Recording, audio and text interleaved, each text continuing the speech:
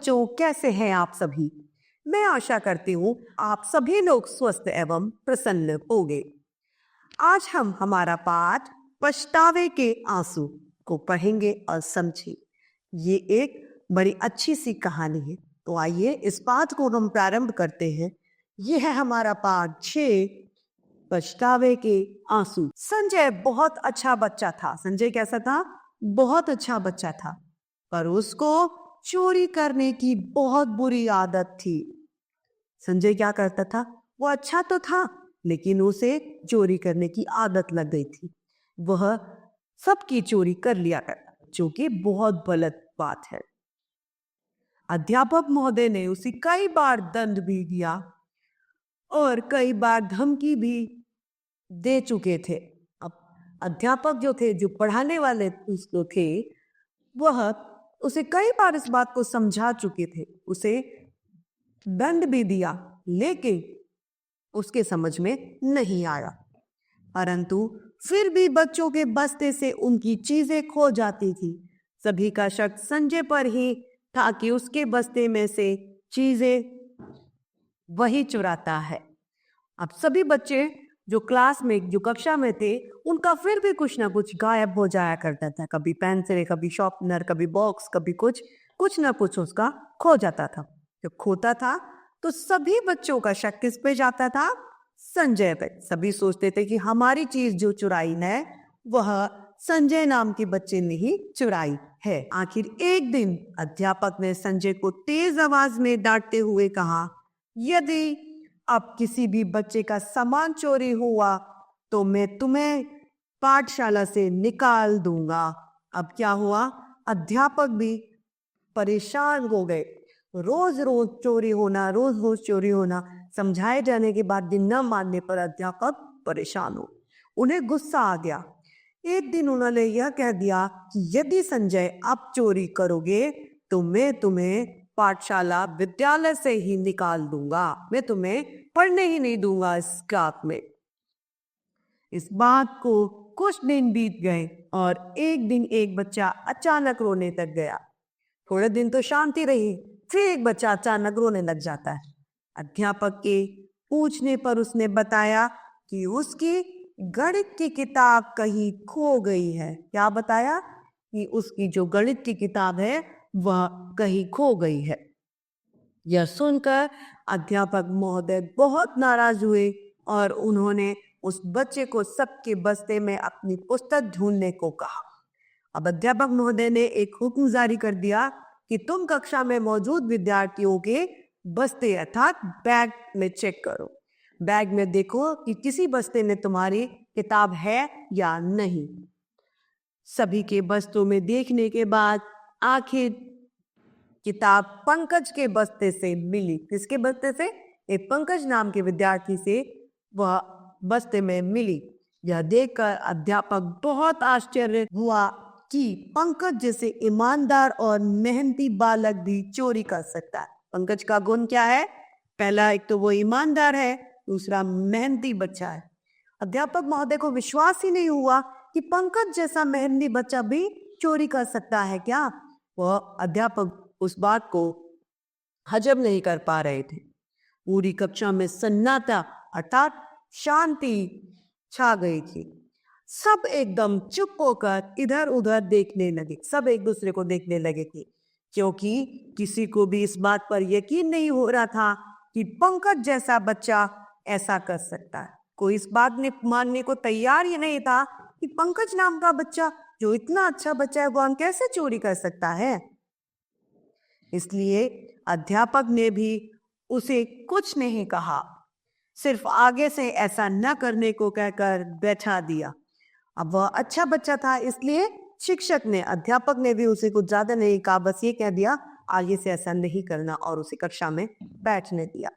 कुछ देर बाद अध्यापक के बाहर जाते ही संजय पंकज से पूछने लगा, अरे किताब तो मैंने चुराई थी, लेकिन वह तुम्हारे बस्ते में कैसे चली गई। अब जो संजय था, जो बच्चा चोरी करता था, वह पंकज के पास जाता है और कहता है, अरे मित्र, यह पुस्तक तो मैंने चुराई थी, तो फिर तुम्हारे पास ही पुस्तक कैसे निकली? ऐसा क्या हुआ जो तुम्हारे बैग से ही पुस्तक निकल दे?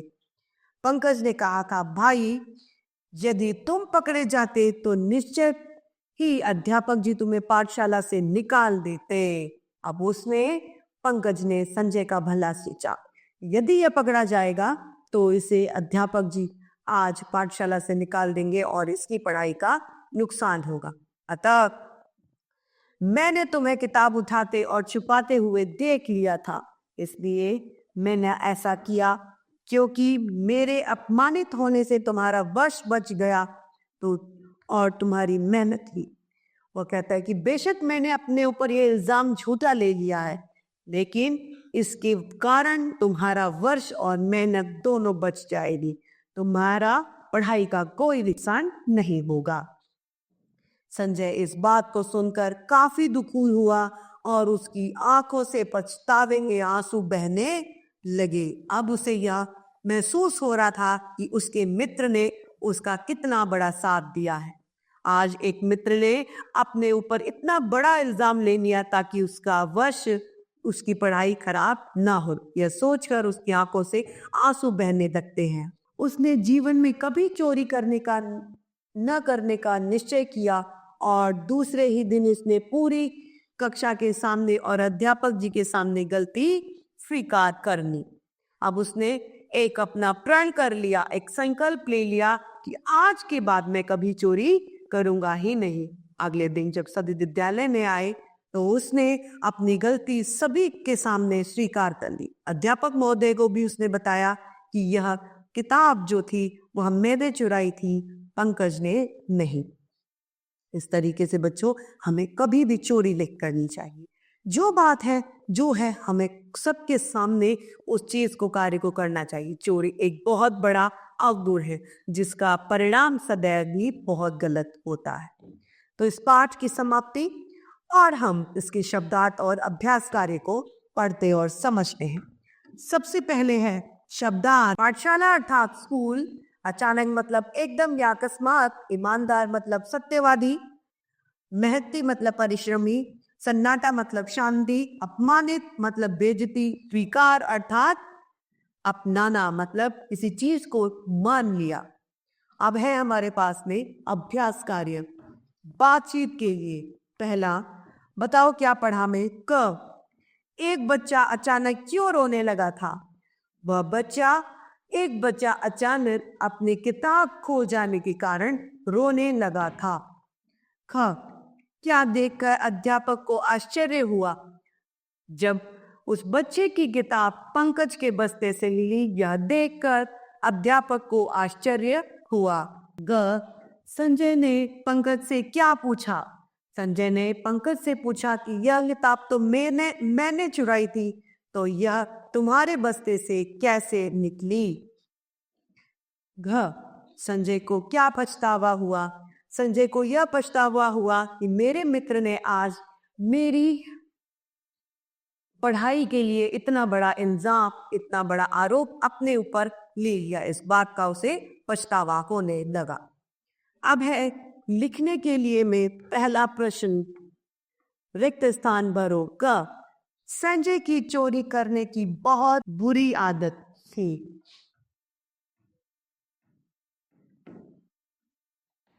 ख, पंकज जैसा ईमानदार और रिक्त स्थान बालक भी चोरी कर सकता है। ईमानदार और मेहनती।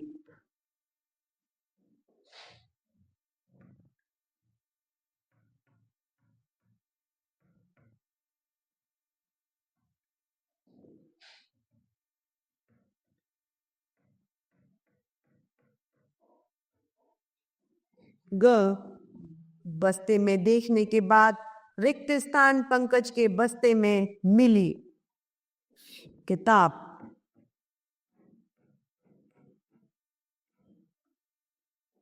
घ, संजय इस बात को सुनकर काफी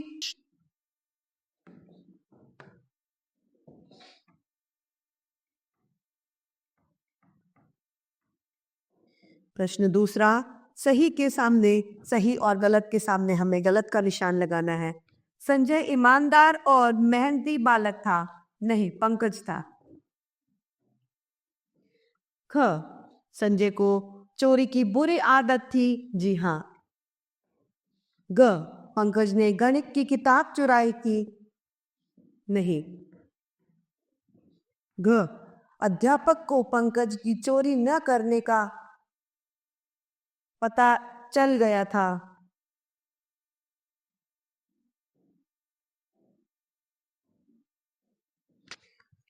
प्रश्न तीसरा, चोरी छोटी हो या बड़ी लेकिन चोरी होती है, इस बात को स्पष्ट करते हुए 4 पंक्तियां लिखो। क है, चोरी का जुर्म, चोरी का नतीजा दंड ही होता है, चाहे चोरी छोटी हो या बड़ी।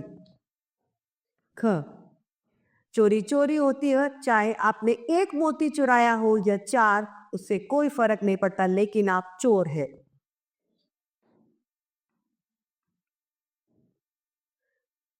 चोरी का नतीजा बहुत बुरा होता है।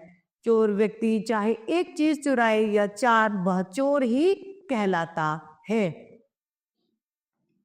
घ, छोटा चोर या बड़ा चोर, लेकिन चोर तो चोर ही है। अब है प्रश्न चौथा, किसने किससे कहा। क, किसी बच्चे का सामान चोरी हुआ तो मैं तुम्हें पाठशाला से निकाल दूंगा, यह अध्यापक ने संजय से कहा।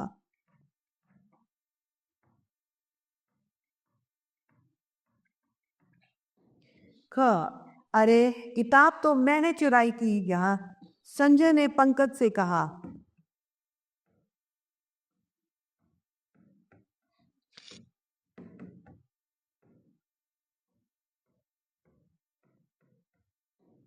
ग, मैंने तुम्हें किताब उठाते और बिछाते हुए छिपाते हुए देख लिया था, यह कहा पंकज ने किससे कहा, संजय से।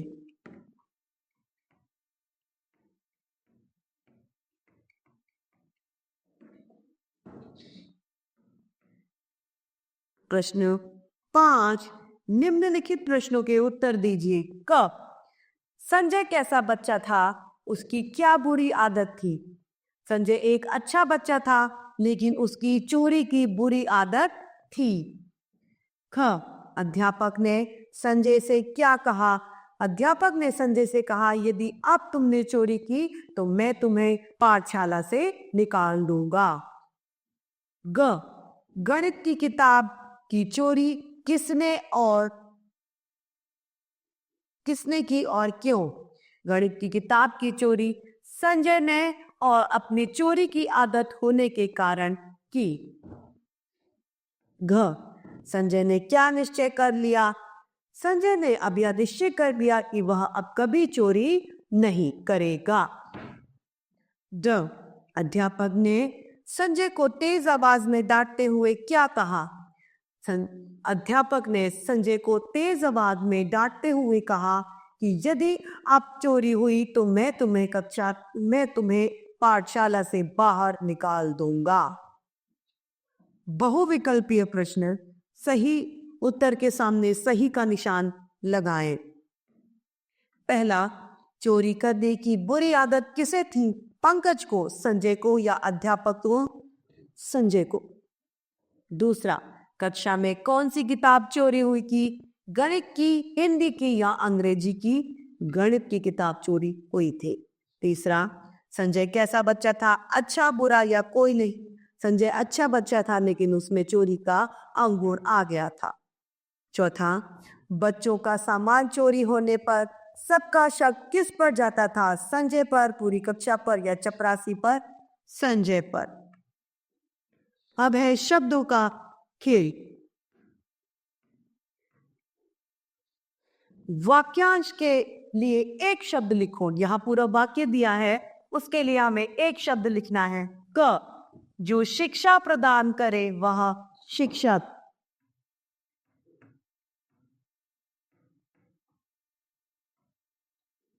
ख, जहां पुस्तकें रखी जाती हैं पुस्तकालय,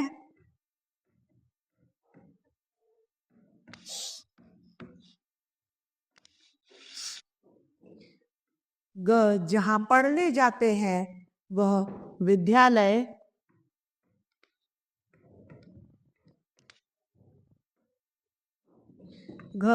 जहां इलाज होता है वह अस्पताल,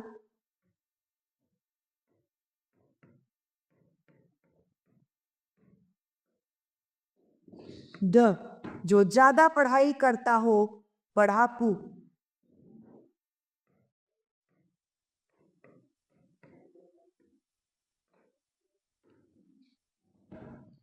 अब है वचन बदलिए। दूसरा प्रश्न यहाँ दिया गया है जिसमें हमें वचन बदलना है। किताब का किताबों,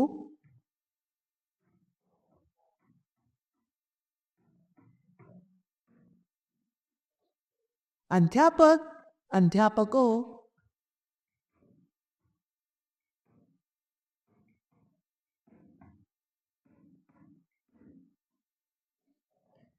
बस्ता बस्तों,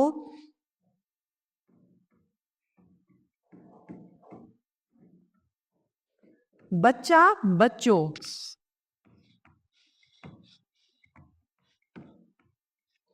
पाठशाला पाठशालाओं,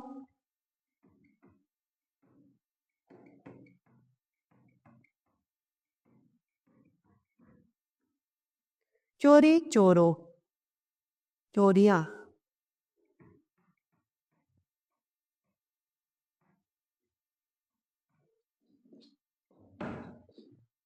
अब है हमारा प्रश्न डी।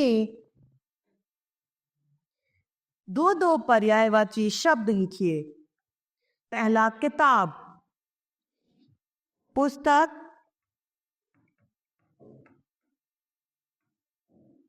व प्रति।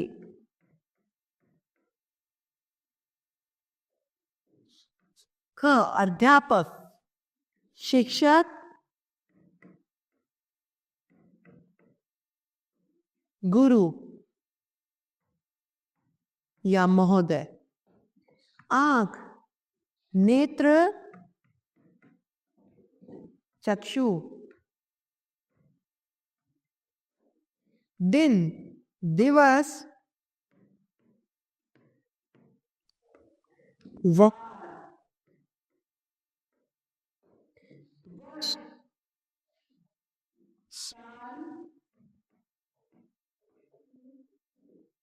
अवधि।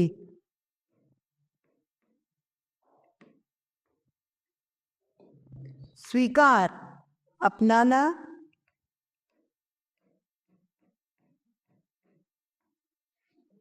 मानना।